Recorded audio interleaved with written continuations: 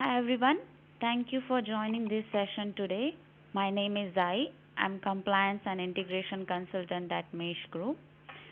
In today's session, I'm going to introduce you with few enhancements that we have done recently in Mesh TCSI reporting feature, which are specific to recent changes and updates in TCSI reporting guidelines. So mainly in today's session, the enhancements that we are going to see, they are related to course setup. Then also there are some enhancements in student TCSI details. Then next, I'll walk you through with some of the rules which are really important for the unit enrollments reporting, because in last 1 year we have seen that most of the time these are the common mistakes that providers are doing. So it's just the basic approach that you have to follow to do your reporting correctly. And then last, we'll see the steps to reactivate your Proda device. So let's begin. Let's start with first course setup enhancements. In course setup enhancements, there are major two enhancements. So first, that is related to mapping multiple course with same national code, and the second is related to course outcome. So let's first see about the mapping multiple courses with same national code. Now, as most of us know that as per TCSI reporting guidelines, TCSI doesn't allow us to report two or more courses with the same national code. However, we have seen that most of the time providers, they create replicas of same courses just for the managing their data or auditing purpose. For example, they create two courses with same national code, one for the international students and other for domestic students. Or if we take another example, sometimes they create courses specific to campus. So for example, I'm provider. I have campuses in Sydney, Melbourne and Adelaide. So I may create three courses, one for Sydney, one for Melbourne and one for Adelaide. And all my courses, they are going to share same national code. But in this case, if I try to report these three course records to TCSI with same national code, TCSI will throw an error. Okay, so to avoid this and to cover this scenario, what we have done, we have added new feature in the system through which you can map all these three courses or more courses who are having same national code with the one course. Okay, for that you have to first finalize your primary course which you want to report to taxi and mark it as TCSI reportable. Then rest of his child courses, map those courses to that primary course. Okay. So once this mapping and setup is done, by the time you report to taxi, system will consider primary course for the course reporting, and for the based on the mappings, it will consider course enrollments as well as unit enrollments that have been done under those child courses and will report it from the primary course. We'll see in detail as well. So there are just two simple steps to do this setup. So let me show you what are the steps are. Before I talk about the steps, if you have any questions related to this session, please feel free to drop your question in the Zoom chat box and my team will reach out to you after this session with the answers. So feel free to ask as many questions as you can. Okay, now about the steps. So there are two simple steps. First, finalize what is your primary course and mark that course as TCSI reported. Okay. Now, rest of the related course, you need to make sure that they are marked as no for the TCSI reported. Okay, so that's how system will understand which is the primary course and which are who are their child courses. Okay. Now, once step one is done, next step is to add mapping. So to add mapping, you have to go to courses, then TCSI course mapping, and in TCSI course mapping, you'll get to see UI like this. In that UI, in this field, which is TCSI reportable course, select your primary course, which you have marked as TCSI reportable. Once you select that course, system will give you all the courses, including that primary course in this grid, which are sharing same national code. Okay. Then make sure you select all of them and then click on this button assign course, and this is how you will add mapping as well. So by the time when you start doing your reporting, when you report your course packet, system will only report the primary course. Okay. And when you start reporting your course admission and unit enrollments, system will also consider the unit enrollments and course admission under this child course and report them through this primary course. Okay, so this was all about multiple courses with same national code.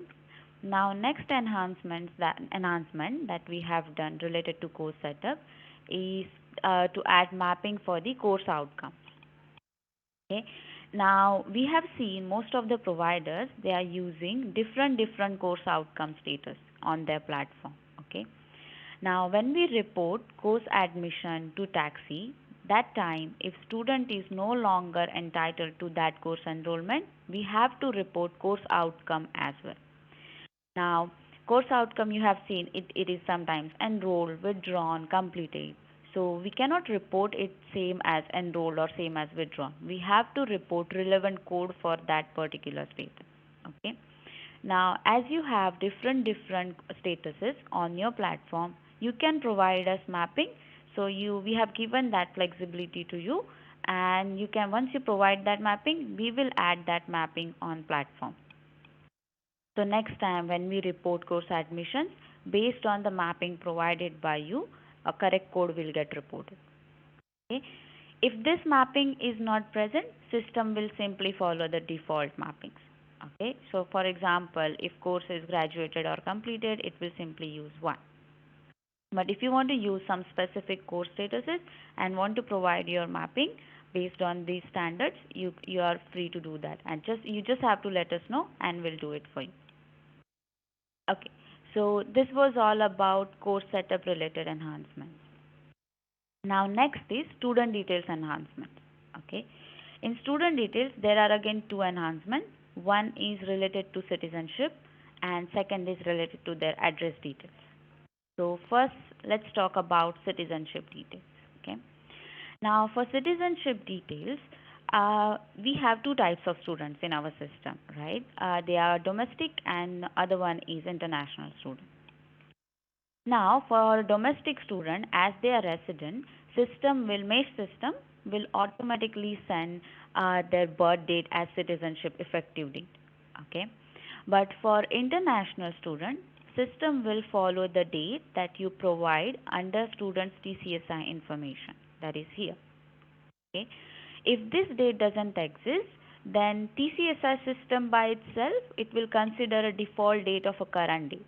But that is a wrong practice because, for example, if you are reporting your student today and today is 27th of July, okay, but now student must have started his unit enrollment maybe by starting of this July, that is 1st July.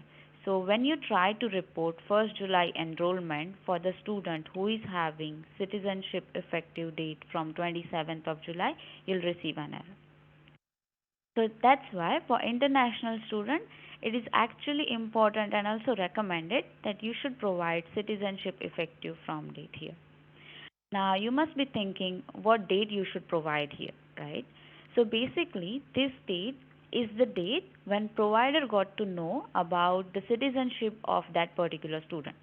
So you can use any of the date. For example, you can use date when the student came to you and submitted his application or when he started his course enrollment.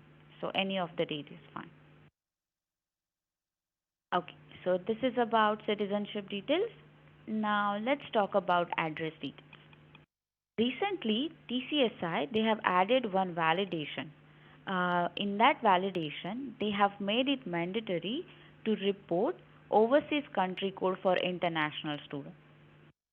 Meaning, if your student is international student, we cannot report Australia, which is his current address, as his residential country code. We have to report overseas country code. So for that reason, it is actually recommended that when you capture data from the student in initial stages, for example, application, offer stages, or when student is doing course enrollment and if that course is related to VSL, make sure that you are also capturing his residential country code under his overseas address details. Okay, if that is missed, that is okay. It's not an issue because we have added one automation in the system.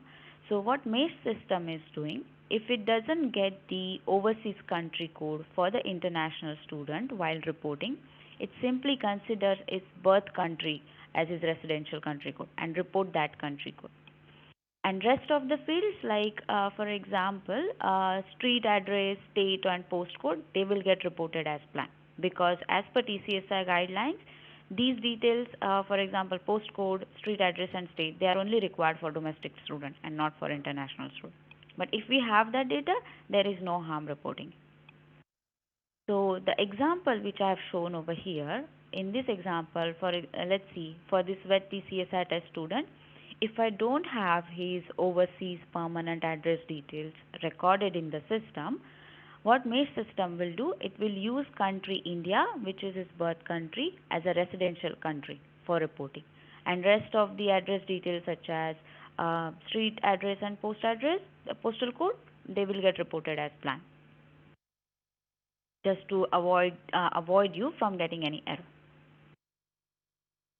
So that is all about student related enhancements. Now let's see the reporting rules for the unit enrollments reporting specific to TCSI. Okay.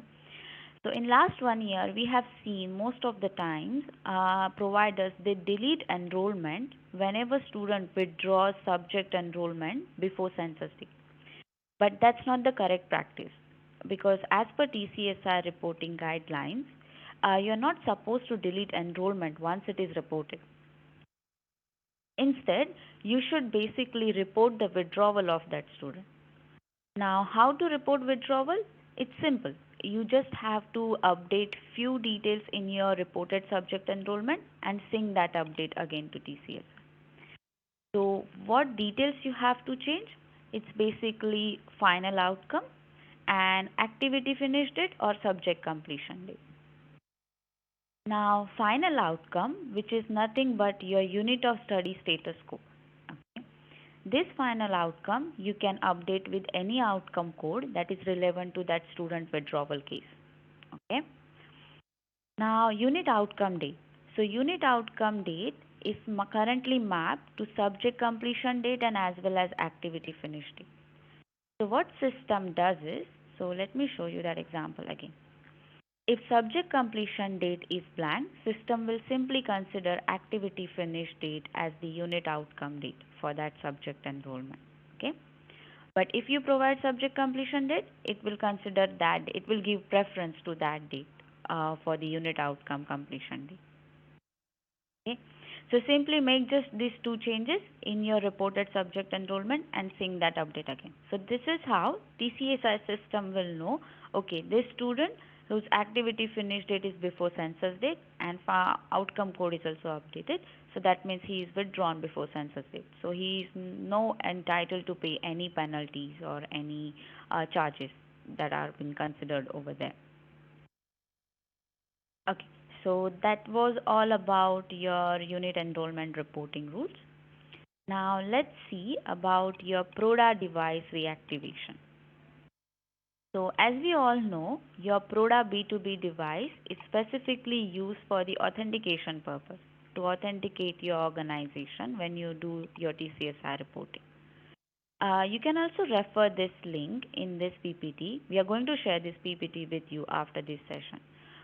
So you can refer this link to understand more about this PRODA B2B device. Okay. Now, in Mesh platform, you actually provide these B2B credentials to connect your TCSI, to connect your Mesh platform to TCSI system, so that you can, start reporting your data to TCSI. Now, every B2B device, it has expiry date. That's why it is necessary that once you are close to expiry date, you should recreate your B2B device to keep your TCSI reporting intact. Now, when you recreate your B2B device, make sure that you are using same name for the new device as well, because that's how your setup has been maintained in Mesh platform. So we don't have to reconfigure entire configuration setup again. So there are few steps. There are really easy steps. So let's see what are those steps are. So first you'll have to log into Proda and then go to your organization. We'll go through these steps first, and then I'll also show you on our one of the test platform how you can go to each and every thing and do the changes. Okay. So first you'll have to go to Proda, log into Proda, go to your organization, and then go to your B2B device. Copy that device name because you have to maintain the same name, and then remove device, create new device with same name. Once you create new device with same name, you'll get these three details, that is device name, organization ID, and device activation code. You have to copy paste all these details on your mesh platform, and once you do the update, your Proda device will get reset. Okay, so let me show you that in one of our test instance.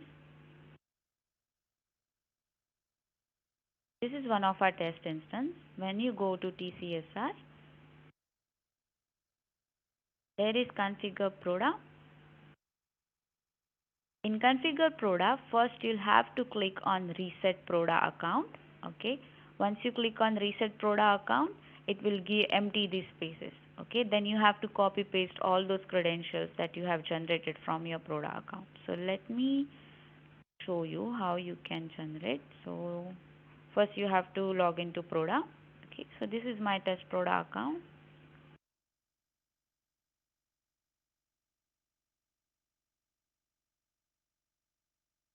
Once you are here, you have to go to your organizations.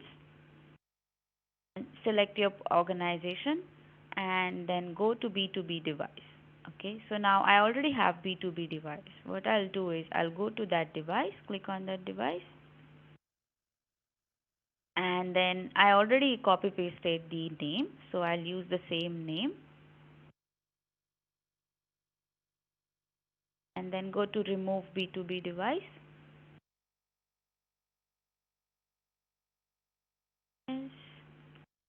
And then go register new B2B device and just provide the same name. Description is optional, you can keep it blank.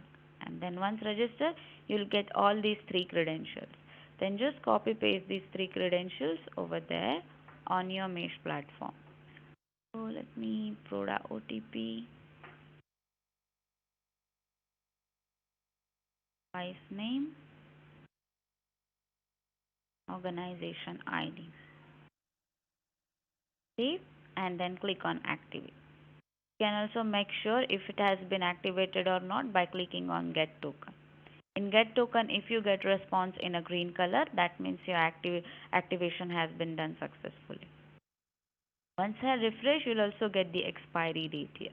So next time, my expiry date right now is 27/9/2027. So I have to recreate my device again close to this date just to maintain my connectivity with TCSI.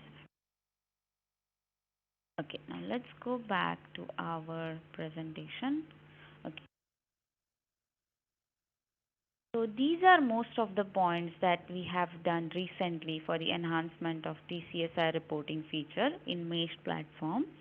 So after this session, I am going to share this PPT with all of you, and also our team will also share recording of this session. If you have any questions, I have seen that few of the questions are there in the that I have received. So we'll reach out to you with the answers of those questions. Thank you everyone for joining this today's session. I hope this was helpful. Have a good one.